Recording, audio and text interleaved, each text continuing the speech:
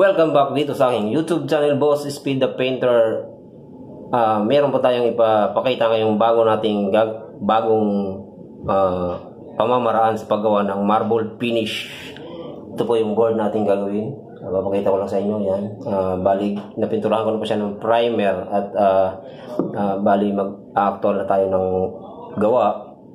Pero kung bago ka pa lamang sa aking YouTube channel, mag-like at mag-comment sa baba para malaman natin kung ano ang inyong mga katanungan para ating masagot.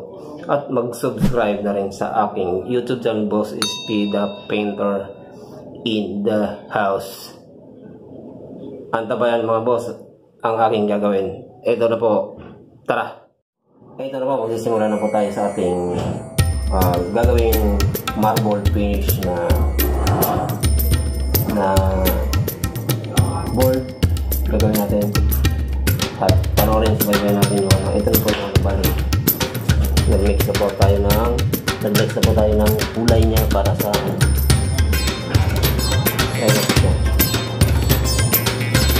para mapakita natin yung actual na at subaybayan nyo lang lagi so kung natapos nyo panoorin ng video. Kung mayroon mga katanungan, mag-comment na po kayo sa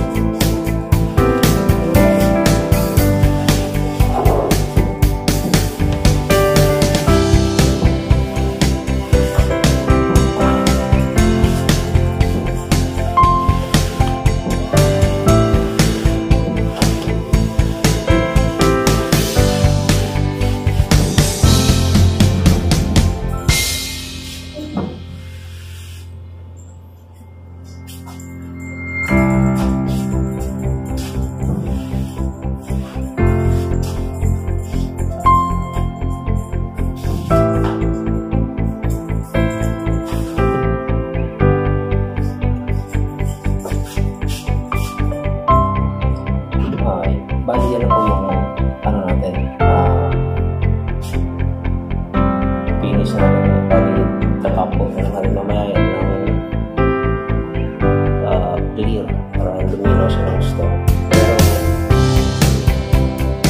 sa ano, mas magandang mat sana, kaso yun lang pang finish natin. Pero mas maganda rin yung clear kasi nakikita yung aso.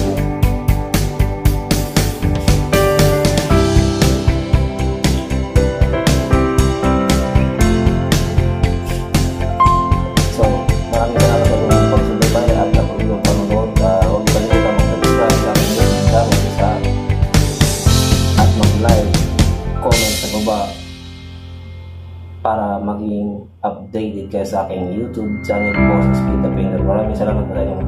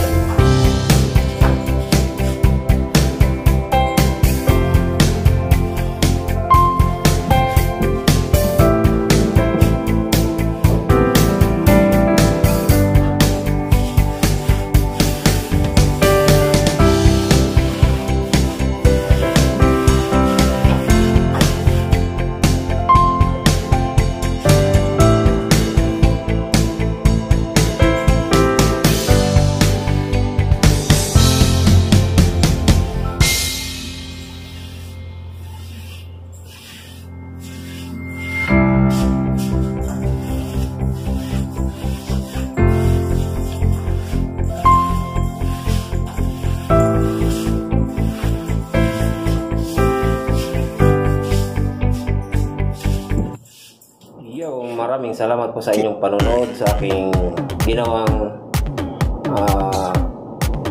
simpleng design ng marble finish.